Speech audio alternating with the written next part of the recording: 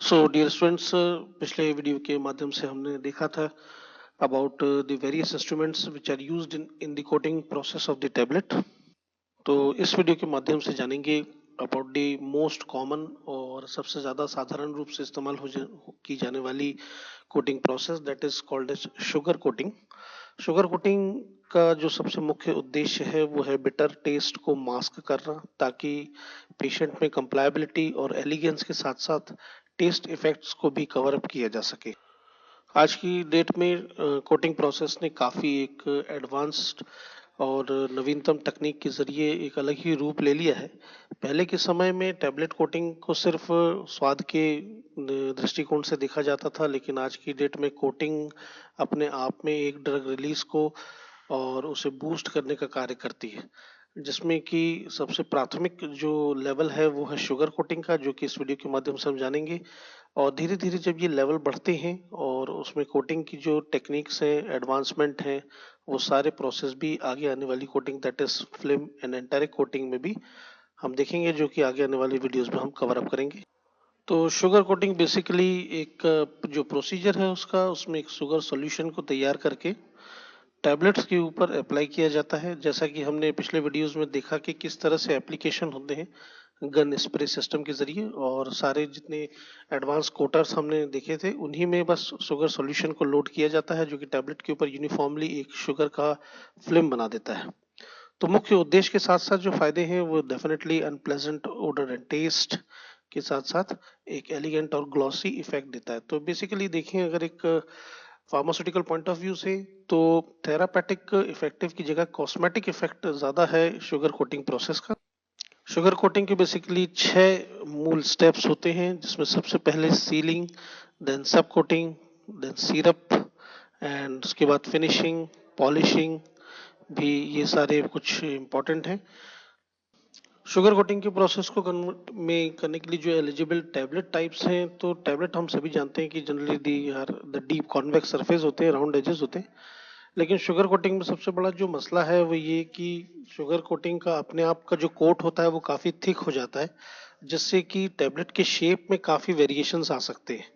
तो इसके लिए वही टैबलेट के फॉर्मुलेशन, मतलब वही इंग्रेडिएंट के द्वारा बनाई गई टैबलेट्स जिनमें कि रेजिस्टेंस हो ब्रेकेज का, चिपिंग का, अब्रेशंस का, वही एक आइडियल कैंडिडेट होते हैं। क्योंकि जनरली शुगर कोट होने के बाद इतनी थिक कोट जमा हो जाती है कि ट्रांसपोर्टेशन एंड शिपिंग के दौरान काफ़ी ब्रेक्स और तरह की प्रॉब्लम्स आ सकती हैं। अगर हम नॉन फार्मास्यूटिकल क्षेत्र में डे टू डे लाइफ में अगर उसका उदाहरण देखें, तो चॉकलेट्स वगैरह में जैसे आप जेम्स टॉफी वगैरह देखते हैं, these are also some of the very common examples of the sugar coating.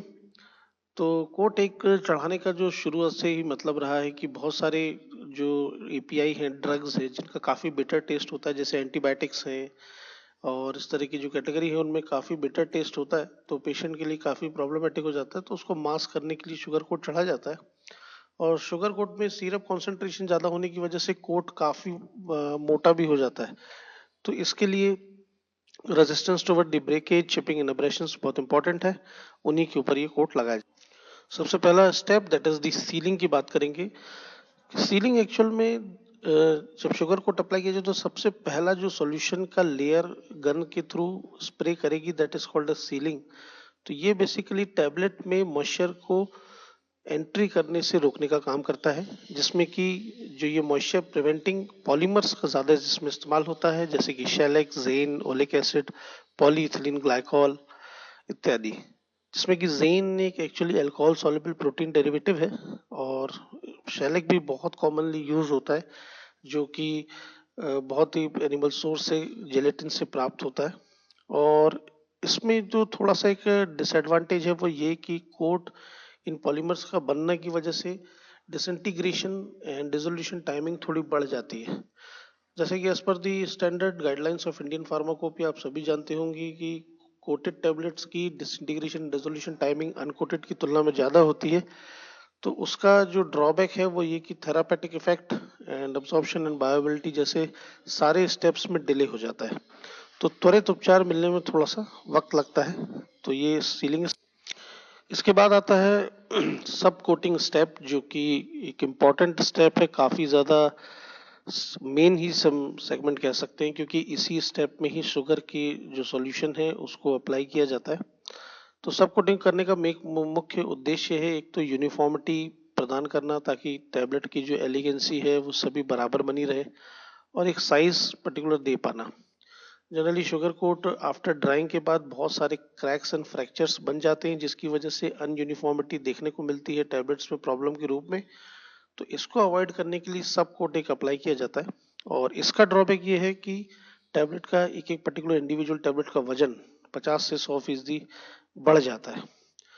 तो एग्जांपल्स जो सब कोटिंग में इस्तेमाल होते हैं, gelatin, sugar cane, corn syrup, gum acacia इत्यादि, ये सब कोटिंग में इस्तेमाल होने वाले एजेंट।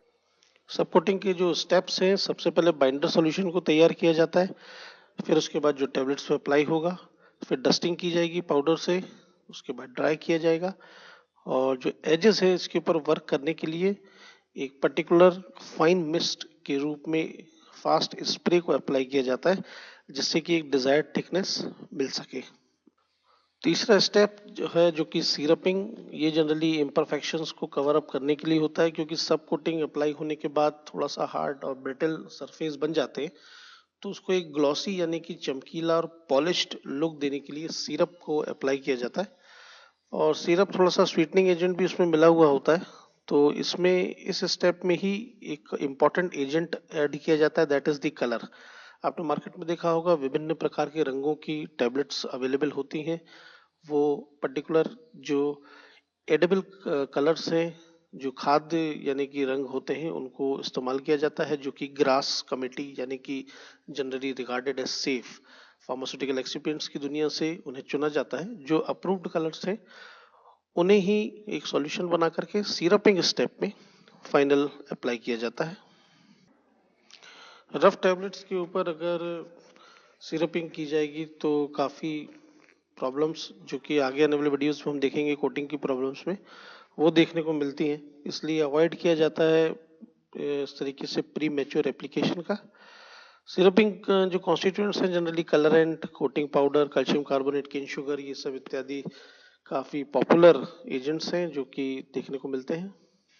और सिरपिंग के बाद आखिरी स्टेप आता है, दैट इज द पॉलिशिंग, जिसमें कि फाइनल एक पॉलिश टच दिया जाता है ताकि सारे एंगल्स को कवर करते हुए एक प्रोडक्ट एलिगेंट बन सके और इजीली पेशेंट कंप्लायबल हो। ये पॉलिशिंग सेगमेंट जनरली सारी जो शुगर कोटिंग है उसका एंड स्टेज होता है, क्योंकि इसके बाद फिर कोई एप्लीकेशन नहीं कर सकते। इसमें जनरली जो ग्लॉसी इफेक्ट देने वाले एजेंट्स हैं, जैसे कि carnauba wax, bees wax, paraffin wax, warm solutions, naphtha etcetera, इन सब का एक पर्टिकुलर कॉन्सेंट्रेटेड सॉल्यूशन को हाई अपर्चर एंड पोर वाली गन से स्प्रे करके पॉलिशिंग की जाती है, एंड पॉलिशिंग के बाद फिर डायरेक्टली उसको कोटिंग के बाद उसको पैकिंग के लिए भेजा जाता है। तो फ्रेंड्स, ये था एक शुगर कोटिंग के ऊपर short, quick and brief video session. Sugar coating से रिलेवेंट कोई भी आपके क्वेरी क्वेश्चंस हो तो कमेंट कर सकते हैं। So see you in the next video. Till then take care and thank you.